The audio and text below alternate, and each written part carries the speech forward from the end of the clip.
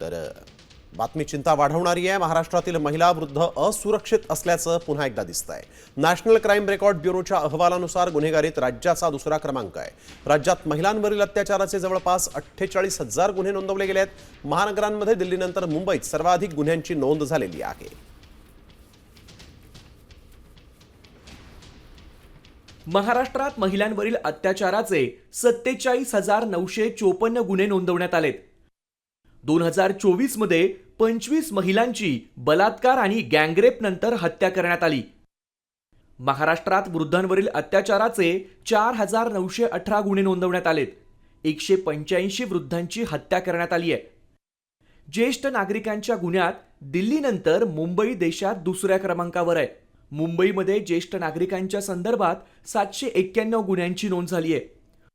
फसवणूक आणि सायबर गुन्ह्यांमध्ये ज्येष्ठ नागरिक मोठ्या प्रमाणावरती बळी पडतायत।